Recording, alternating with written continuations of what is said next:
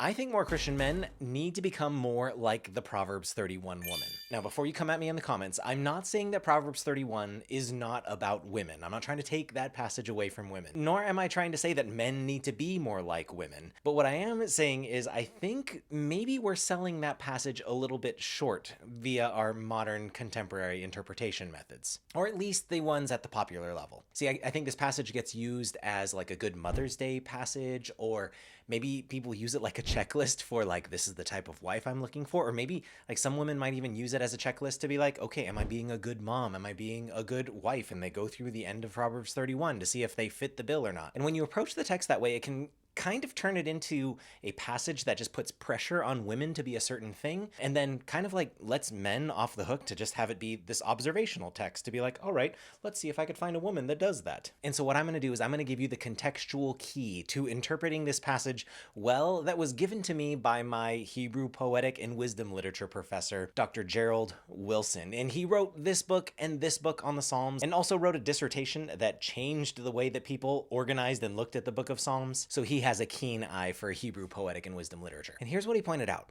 If you pay attention to the first 9 chapters in the book of Proverbs, you notice that it is an extended metaphor. It's a huge setup, and it's wisdom being delivered from a father to a son. And in that huge setup, a recurring metaphor that gets used is that you need to ally yourself to pursue Lady Wisdom. Wisdom is personified as a woman who is calling out. In fact, at the beginning of Proverbs chapter 8, Lady Wisdom is out loud crying out so that people would come to her. And she's contrasted with Lady Folly, who's trying to lure people the other way. And so either you pursue the lady that is wisdom or the lady that is stupidity or foolishness. And repeatedly, the target addressed audience is my son. My son, pursue wisdom. My son, don't fall into the trap of foolishness. So what those first 9 chapters are setting us up to do is read the book literarily and to look for meaningful and significant metaphor. And one of the most significant metaphors used throughout much of the book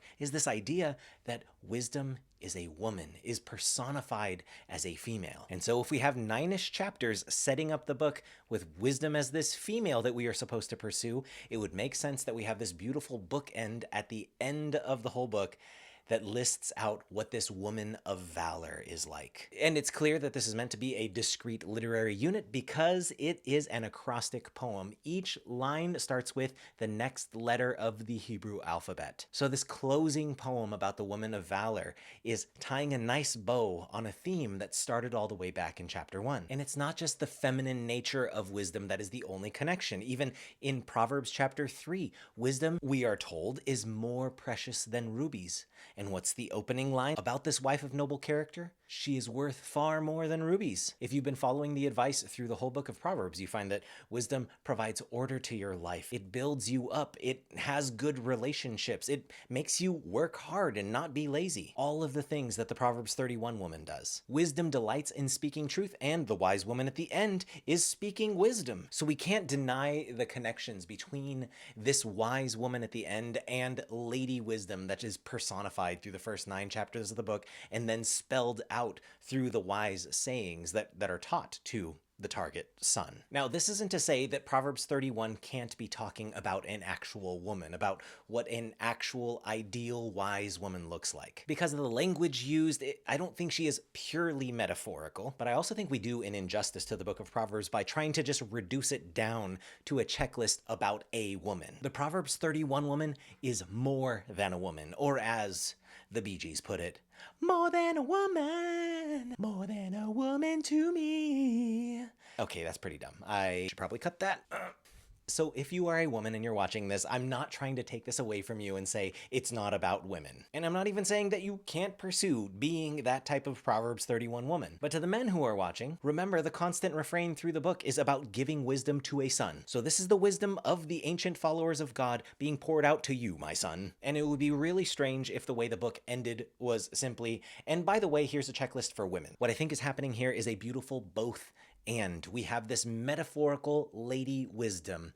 And then in Proverbs 31, we see that lady wisdom embodied in a woman's life, which means that if you've been paying attention through the book of Proverbs, then you are going to apply those same principles that the wise woman at the end is applying. You are going to work hard and you're going to get up early and you're not going to be a sluggard and you're going to prepare for the future and you're going to care about your family and you're going to take care of the next generation. You're going to be trustworthy. You're going to be wise in your speech and you're going to fear the Lord, because that is the beginning of wisdom. You see, the things that the Proverbs 31 woman does are not wife traits. They are wisdom traits for men and women, which is why I think men need to be more like the Proverbs 31 woman, because the Proverbs 31 woman is wise, and we as men have been called to also be wise. And maybe you've already been generalizing these principles from the end of the book of Proverbs and you didn't need metaphorical analysis to get you there.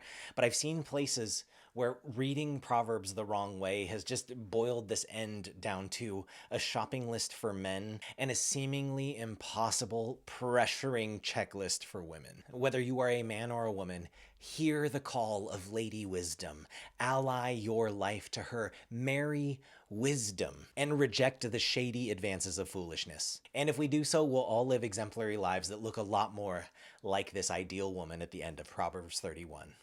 Let's be Proverbs 31 men and Proverbs 31 women, the type of people that are worth more than precious rubies. Go team, go.